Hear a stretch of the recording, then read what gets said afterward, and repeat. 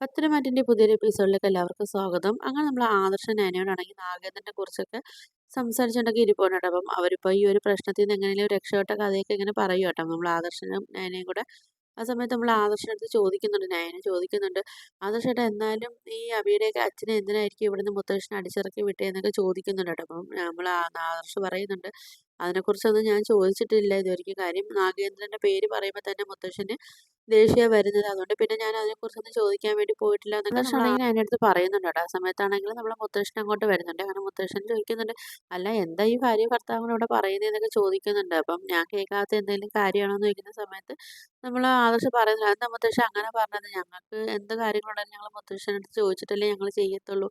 മുത്തശ്ശൻ്റെ അടുത്ത് അങ്ങനെ മറച്ചു വെച്ചിട്ട് ഞങ്ങളൊരു കാര്യങ്ങൾ ചെയ്യത്തില്ലല്ലോ എന്നൊക്കെ ഇങ്ങനെ പറയുന്നുണ്ട് കേട്ടോ. അപ്പം നമ്മളെ നയന പറയുന്നുണ്ട്, അത് വേറൊന്നുമല്ല മുത്തശ്ശാ, ഞങ്ങളാണെങ്കിൽ നാഗേന്ദ്രനെ കുറിച്ചുള്ള കാര്യങ്ങളൊക്കെ ഇങ്ങനെ സംസാരിച്ചുകൊണ്ടിരുന്നതാണെന്നൊക്കെ പറയുന്നുണ്ട്. അല്ല അയാൾക്ക് ഇത്രയും ദേഷ്യം എന്തിനാ നമ്മളടുത്ത് വരാൻ കാരണം എന്താന്നൊക്കെ ഉള്ള കാര്യങ്ങൾ ഞാൻ ആദർശ് എൻ്റെ അടുത്ത് ചോദിച്ചതാണെന്നൊക്കെ പറയുന്നുണ്ട് നയന. അപ്പോഴത്തേക്ക് ആ സമയത്ത് നമ്മളെ മുത്തശ്ശൻ പറയുന്നുണ്ട്, ആ മോളെ ആ മോളടുത്തൊന്നും ഞാൻ അതിനെക്കുറിച്ച് മോളടുത്ത് ആദർശിൻ്റെ അടുത്താണെങ്കിലും ഞാൻ അതിനെക്കുറിച്ചൊന്നും ഡീറ്റെയിൽ ആയിട്ടൊന്നും ഞാൻ പറഞ്ഞിട്ടില്ല എന്നൊക്കെ പറയുന്നുണ്ട്. അപ്പോൾ എന്തായാലും അതിനെക്കുറിച്ച് നിങ്ങളടുത്തൊക്കെ ഞാൻ പറയാം, നിങ്ങളെല്ലാം അതിനെക്കുറിച്ചൊക്കെ അറിയണമെന്നൊക്കെ പറഞ്ഞിട്ട് മുത്തശ്ശനാണെങ്കിൽ ആ പഴയ കാര്യങ്ങളൊക്കെ ഇങ്ങനെ ആലോചിക്കുന്നുണ്ട്. അങ്ങനെ നമ്മൾ ഈ നാഗേന്ദ്രനാണെങ്കിലും മൂർത്തി ചിൽഡ്രനിൽ തന്നെ നമ്മളെ മുത്തശ്ശൻ്റെയൊക്കെ കൂടെ നിൽക്കുന്ന ഒരാളായിരുന്നു. അപ്പോഴത്തേക്ക് അയാൾക്കാണെങ്കിൽ നമ്മൾ ആ മുത്തശ്ശൻ്റെ അടുത്തൊക്കെ നല്ല വിശ്വസ്തനായ ഒരു ജോലിക്കാരനൊക്കെ ആയിരുന്നു. പക്ഷേ നമ്മൾ ജലജയാണ് നമ്മളെ നാഗേന്ദ്രനെ ഈ ഒരു അവസ്ഥയിലേക്ക് മാറ്റിക്കൊണ്ട് വന്നത്. അപ്പോൾ ജലജയാണെങ്കിൽ നമ്മളെ നാഗേന്ദ്രൻ്റെ അടുത്ത് പറയുന്നുണ്ട്, നിനക്ക് അവിടുന്ന് നല്ല സ്വർണ്ണങ്ങൾ മാറ്റി കള്ളക്കടത്ത് സ്വർണ്ണങ്ങൾ വെച്ച് അങ്ങനെയൊക്കെ വിറ്റ് അഴിക്കാനൊക്കെ നമ്മളെ ജലജ പറയുന്നുണ്ട്. ആ സമയത്ത് നാഗേന്ദ്രൻ പറയുന്നുണ്ട്, എനിക്കാണെങ്കിൽ ഒരു പേടിയും കാര്യങ്ങളും ഉണ്ട്. പക്ഷേ നീ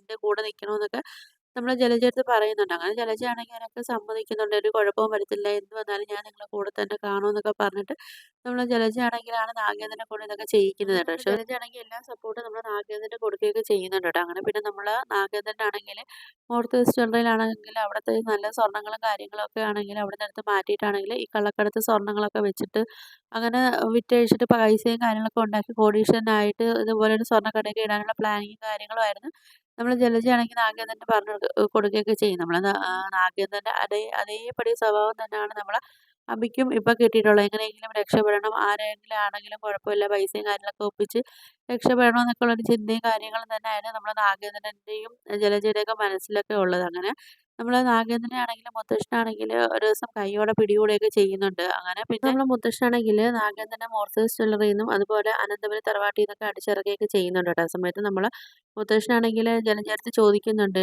ഇപ്പം നീയും കൂടെ അറിഞ്ഞിട്ടാണ് ഇങ്ങനെ കാര്യങ്ങളൊക്കെ ചെയ്തതെന്ന് ചോദിക്കുന്ന സമയത്ത് നമ്മളെ ജലജയാണെങ്കിൽ വാക്കൊക്കെ മാറ്റി പറയുന്നുണ്ട്, എനിക്കിതൊന്നും അറിയത്തില്ല അച്ഛാ, എന്തിനാ ഇയാൾ ഇങ്ങനെയൊക്കെ ചെയ്യുന്നത്, അല്ലെങ്കിലും സ്വന്തം വീട്ടിൽ നിന്നൊക്കെ ആരെങ്കിലും ഇങ്ങനെയൊക്കെ ചെയ്യാൻ നോക്കും എന്നൊക്കെ പറയുന്നുണ്ട് കേട്ടോ. അപ്പോൾ ഇത് കേൾക്കുന്ന സമയത്ത് നമ്മൾ നാഗേന്ദ്രൻ ആകെ ഷോക്ക് ആവുന്നുണ്ട്. കാര്യം ജലജയും കൂടെ പറഞ്ഞിട്ടാണ് നമ്മൾ നാഗേന്ദ്രൻ ഈ ഒരു കടുങ്കൈ ചെയ്യുകയൊക്കെ ചെയ്യുന്നത്. എന്നിട്ട് അവസാനം നമ്മൾ ജലജയാണെങ്കിൽ നാഗേന്ദ്രനെ മാത്രം ഒറ്റയ്ക്ക് ഇതിനകത്ത് കുറ്റപ്പെടുത്തുകയൊക്കെ ചെയ്യുന്നുണ്ട് കേട്ടോ. അങ്ങനെ നമ്മുടെ നാഗേന്ദ്രൻ ജലജയെ വിളിക്കുന്നുണ്ട്.